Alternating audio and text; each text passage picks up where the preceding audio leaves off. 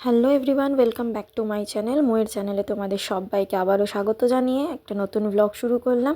তো ব্লগটা যেদিন করলাম সেই দিনটা হচ্ছে সোমবার। আর সোমবার দিন আমরা সবাই জানি প্রচণ্ড কুয়াশা পড়েছিল একদম সকাল থেকেই।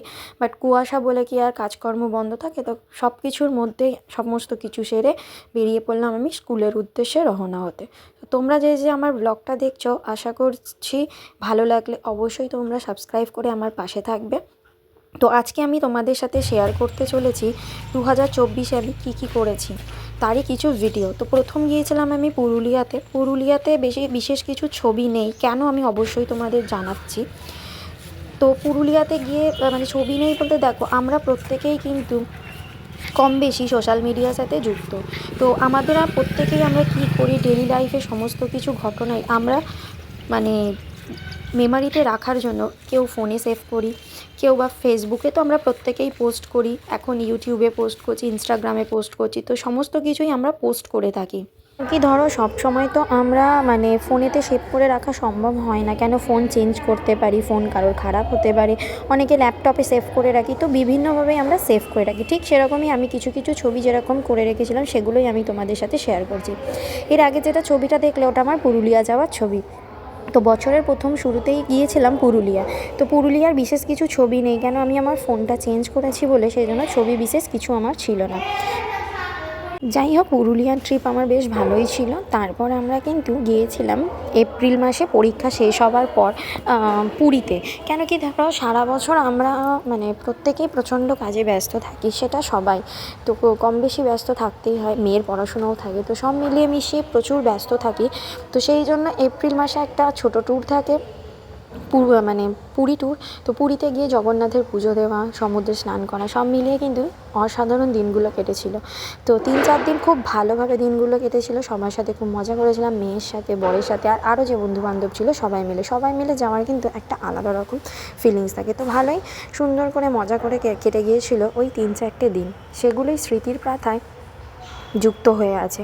তো সব কিছুই মনে রাখার জন্য ফেসবুকে পোস্ট করেই থাকি, যাতে ভবিষ্যতে মানে ধরো একটা বছর পরে আবার ফেসবুক মনে করিয়ে দেয় এই সেই দিনটার কথা যেটা আমরা কাটিয়ে এসেছি। তো পুরনো স্মৃতি মনে করতে সবারই তো ভালো লাগে বলো, ঠিক সেরকমই সবটাই ভালো লাগে। এরপর গিয়েছিলাম মন্দারমণি গিয়েছিলাম আমি সবার সাথে। মানে এটা ছিল ফ্যামিলি ট্যুর, মানে ফ্যামিলি বলতে ছোটো দেওর, যা এরা সবাই মিলে। তো এই ট্যুরটা ভালোই ছিল। তারপর দেখতে দেখতে পুজো চলে এলো। আর পুজো মানেই কিন্তু যে 1 সপ্তাহ 10 দিনের ছুটি থাকে, সেরকম বিশেষ আমি কিছু ঠাকুর দেখতে পারি না, কেন পুজোর সময় আমরা প্রত্যেকেই কোথাও না কোথাও ঘুরতে যাই, কেন বেশ লং সময়ের ছুটিটা থাকে। আর যেহেতু লং সময়ের ছুটিটা অন্য কোনো সময় পাওয়া যায় না, তো ওই সময় একটা লং ট্যুর করি। আর এবার গিয়েছিলাম সিকিম।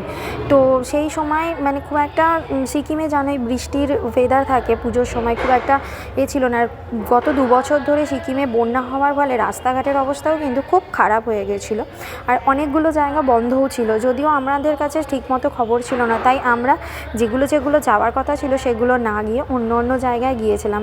তবে হ্যাঁ, খুব একটা খারাপ লাগেনি, ভালোই লেগেছিলো। গিয়ে রিলস বানালাম, ছবি তুললাম, এগুলো তো রয়েইছে।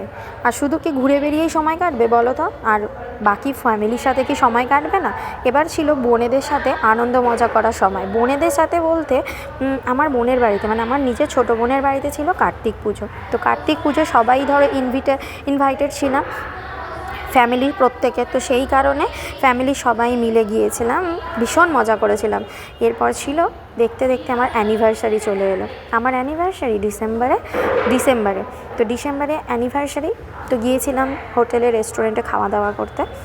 আর এরপর গিয়েছিলাম বইমেলা, বছরের শেষে একদম গিয়েছিলাম বইমেলায়। তো শীতকাল মানেই কিন্তু মেলার উৎসব, আনন্দের উৎসব, খাওয়া দাওয়ার উৎসব। আর বইমেলা মানে কিন্তু শুধুমাত্র বই নয়, বই কেনা শুধুমাত্র সেখানেই কিন্তু সীমিত থাকে না। আমরা বইমেলা মানে বুঝি সাংস্কৃতিক অনুষ্ঠান, বইমেলা মানে আমরা বুঝি অনেক রকম খাওয়া দাওয়া। বইমেলায় শুধুমাত্র কি বইয়ের স্টলই থাকে, তার সাথে সাথে খাওয়া দাওয়ার স্টলও থাকে। তো যাই হোক, হ্যাঁ, তবে অবশ্য আমি কলকাতার বইমেলায় যাইনি, আমার বাড়ির কাছেই একটা বইমেলা বসেছিল, সেখানেই মেয়েকে নিয়ে গিয়েছিলাম। মেয়ে সেখান থেকে খুঁজে খাটে একটা বই কিনেছিল। যাই হোক, বইমেলা তো ঘুরে ফেললাম। ঘুরে ফেলার পর লাস্ট টাইম যেহেতু 25শে ডিসেম্বর চলে এলো, আর 25শে ডিসেম্বরে মানে ছুটির দিন, মানে সবারই ছুটির দিন, ধরো পুজোর সময় আমি খুব একটা বাপের বাড়ি যেতে পারি না, কোনো সময় সেইভাবে গিয়ে 2-1 দিন থাকতে পারি না। আর 25শে ডিসেম্বর থেকে 1 জানুয়ারি তো সবারই ছুটি থাকে, তো সেই জন্য চলে গেলাম বাপের বাড়ি। আর বাপের বাড়ি যাওয়া মানেই কিন্তু আমার মামার বাড়িতেও ঘুরতে যাওয়া, কেন কি বাপের বাড়ি আর মামার বাড়ি খুব কাছেই। আর সেখানে গিয়ে এবার একটা উঠতি পাওনা ছিল, সেটা হচ্ছে সবাই মিলে পিকনিক করা। আমি যখন গিয়েছিলাম তখন আমি জানতাম না যে মামার বাড়িতে পিকনিক চলছে। তো আমি যখন পৌঁছালাম, গিয়ে মা বললো যে মামার বাড়িতে একটা পিকনিক আছে, তো আমিও চলে গেলাম মামার বাড়ি বলে কথা, লাফাতে লাফাতে চলে গেলাম। তো সেখানে গিয়ে মামিদের সাথে হাসি ঠাট্টা মজা, অনেক দিন পরে এইরকম মজা করে সবাই মিলে একটা সময় কাটলো। যাই হোক, সবাই মিলে খুব ভালো মজা করেছি, খাওয়া দাওয়া তো তার সাথে আছেই। দেখো, খাওয়া দাওয়াটা সবসময় কিন্তু ম্যাটার করে না, অনেকটা কিন্তু মজাটাও ম্যাটার করে। আমাদের প্রত্যেকের জীবনেই কিন্তু কিছু কিছু মজা আনন্দ করার দরকার হয়, কেন কি একঘেয়েমি লাইফ থেকে মুক্তি পাওয়ার জন্য এটা দরকার হয়। আর তারপর বাপের বাড়ি গেছি, মায়ের হাতের রান্না, মায়ের হাতের রান্না তো বলো সবারই মিস করি, আমি তো খুবই মিস করি মাকে, মায়ের হাতের রান্না। তো সেই কারণে গিয়ে, আর শীতকালে কড়াইশুঁটির কচুরি, মায়ের হাতের কড়াইশুঁটির কচুরি আর কষা আলুর দম, জাস্ট অসাধারণ।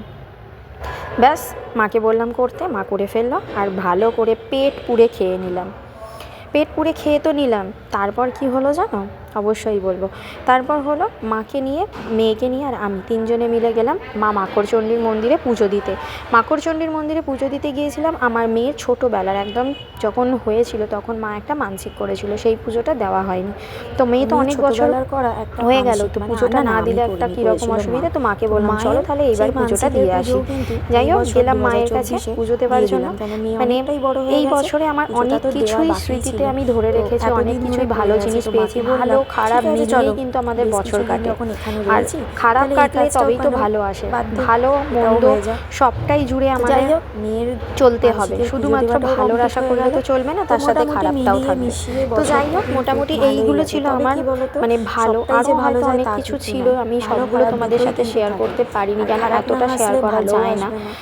তো যেটুকুনি করেছি সেটুকুনি ভালো। আর এরপর ছিল আবার সেই বাড়ি ফিরে আসার পালা। আর বাড়ি ফিরে আসবো, শুধু কি আমি খাওয়া দাওয়া করবো, বর কিছু খাবে না বলো তো?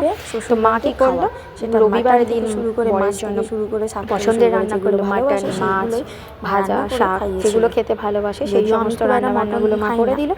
যাই হোক, বছরটা আমার খেয়ে ফেললো, আমরাও খেয়ে ফেললাম। চলো এইখানেই শেষ করছি আমার ব্লগটা। ফিরে দেখা 24।